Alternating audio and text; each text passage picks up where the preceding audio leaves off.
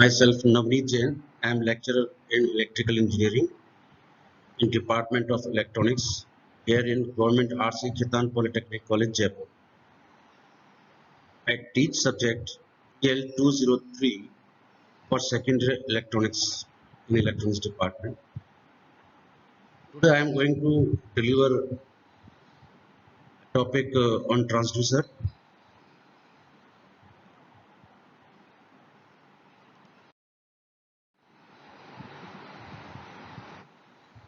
Point 2.4. What is potentiometer? Potentiometers are used to measure electric potential and they are used to control the electric device such as volume controls on audio equipment. Potentiometer converts the change in displacement into a change in resistance. A potentiometer consists of a resistive element having a sliding contact. This sliding contact is known as wiper. A potentiometer is also called as pot because it is used in voltage division. It is a resistive and passive transducer. Depending upon the motion of wiper, potentiometer are of three types. First, translatory or linear potentiometer. Second, rotary potentiometer. Third is helipots. In translatory or linear potentiometer, wiper has linear motion only. In rotary potentiometer, wiper has rotational motion only. The rotary potentiometer can be a single turn or multi-turn.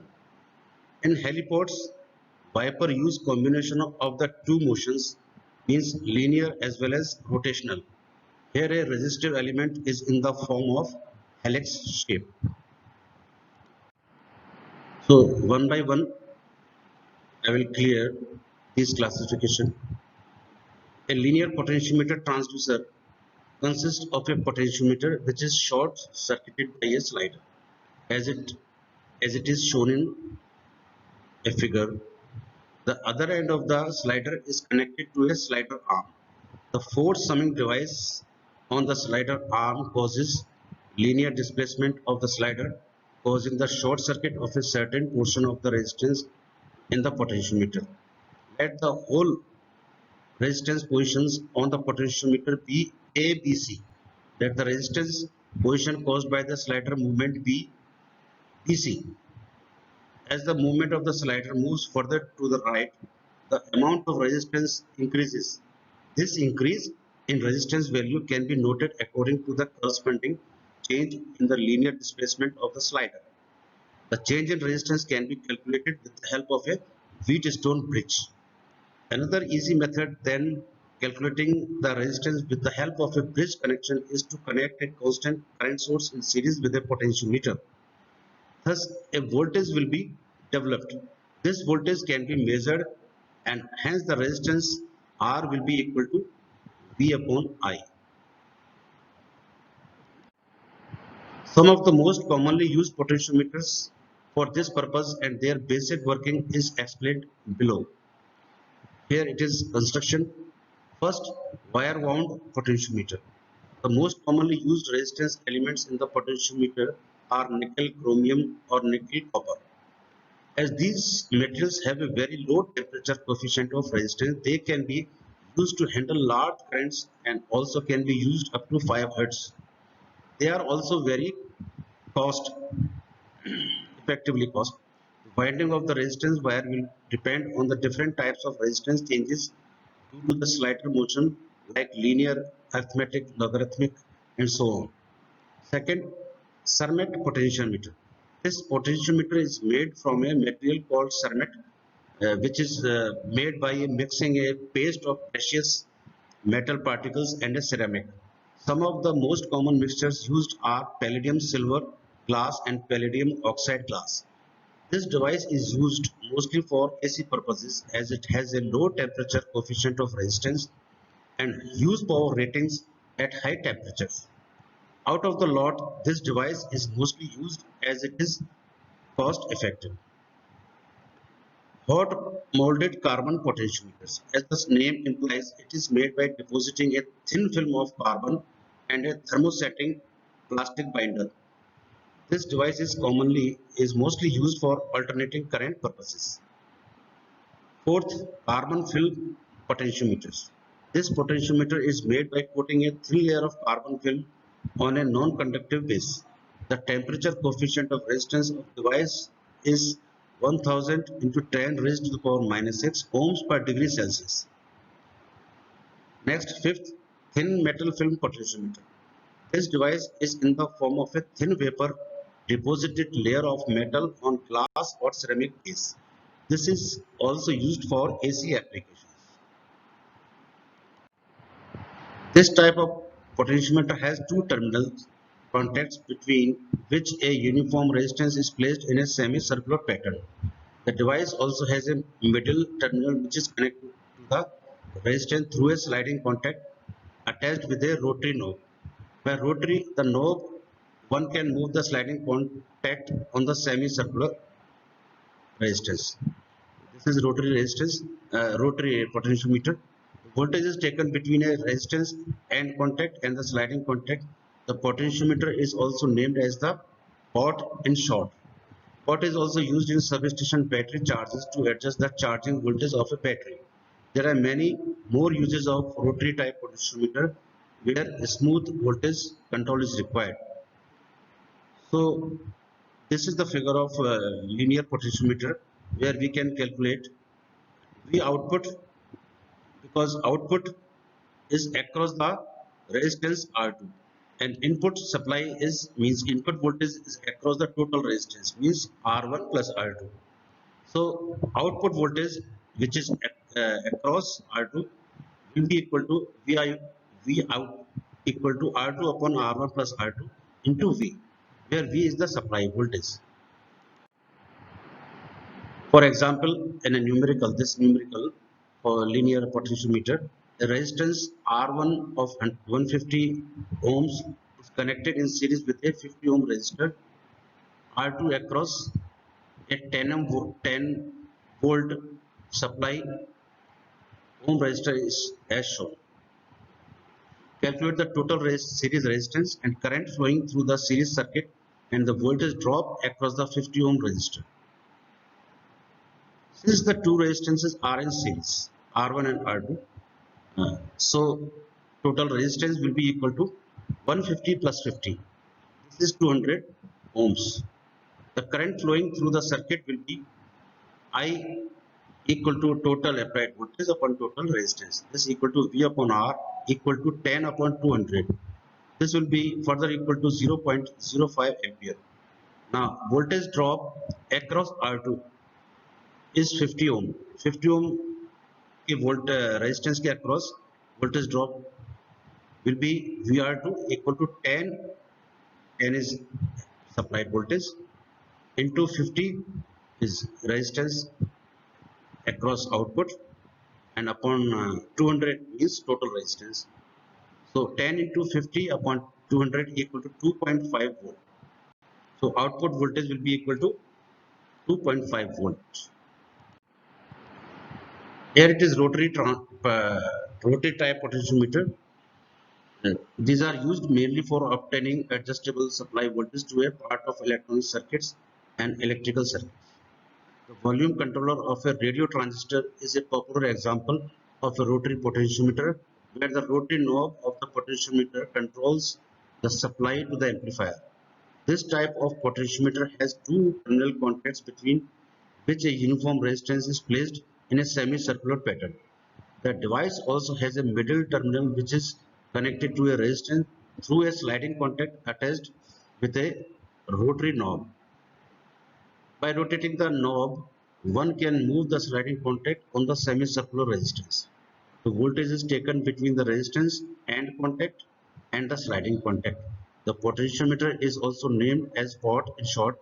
Pot is also used in substation battery chargers to adjust the charging voltage of the battery. Next. So this is the diagram and picture of rotary potentiometer. You see here three terminals, two outer terminals, and middle terminal is connected with wiper. and two outer terminals are here on slider. Next, this is the diagram. The output is across the Y, means output voltage is resistance between endpoint first and X, position X of Viper, and input voltage is across the total resistance of the slider, means this is X, displacement X of Viper total. So V output equal to V input into Y upon X. Okay. This is diagram of heliport. It is multi-turned helical rotary potentiometer and linear, both are here. V output is between Viper and endpoint of potentiometer, and input is end resistance between end terminals. Next, strain gauge. Next transducer is strain gauge. A strain gauge is a resistor used to measure strain on an object. When an external force is applied on an object, due to which there is a deformation occurs in the shape of the object. This deformation in the shape is both compressive or tensile, is called strain, and it is measured by the strain gauge. When an object deforms within the limit of elasticity, either it becomes narrower or longer, or it becomes shorter or broadens. As a result of it, there is a change in resistance end to end. The strain gauge is sensitive to that small changes occur in the geometry of an object. By measuring the change in resistance of an object, the amount of induced stress can be calculated. So here in this diagram, some forces applied on strain gauge known as bonded strain gauge. First you see tension causes resistance increase. Two arrows are outwards. So there are some changes in gauge incentives to lateral forces. Resistance measured between these 2 points, these are, and other tension forces are compression causes resistance decrease. When compression किया जाता है, force इस तरह का compression force होता है, so resistance से decrease होता है. When tension causes resistance increase. The change in the resistance normally has very small value, and to sense that small change, strain gauge has a long thin metallic strip arranged in a zigzag pattern on a non-conducting material called the carrier, as shown below, so that it can enlarge a small amount of stress in the group of parallel lines and could be measured with high accuracy. The gauge is literally glued onto the device by an adhesive. When an object shows physical deformation, its electrical resistance gets changed, and that change is then measured by gauge. A formula to find out strain gauge. The important fact is gauge factor. The gauge factor is denoted by GF, is defined as the GF equal to delta R upon RG upon this epsilon, where delta R is the change in resistance caused by strain. Strain की वजह से जो resistance में change हो रहा है, that is delta R. RG is the resistance of the undeformed gauge. Original जो resistance है बिना डिफॉर्म किया हुआ उसका resistance, and epsilon is strain. So what question is, what is strain? Strain is the amount of deformation of a body due to an applied voltage. More specifically, strain is defined as the fractional change in length as shown in figure 1 below. So this is a body that have length L and dia force is applied outwardly, so there will be change in length.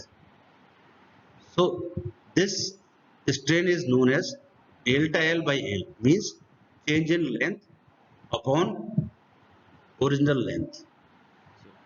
Strain is epsilon equal to delta L upon L. Thanks, and end of this strain gauge. Next time we will further proceed. Thank you.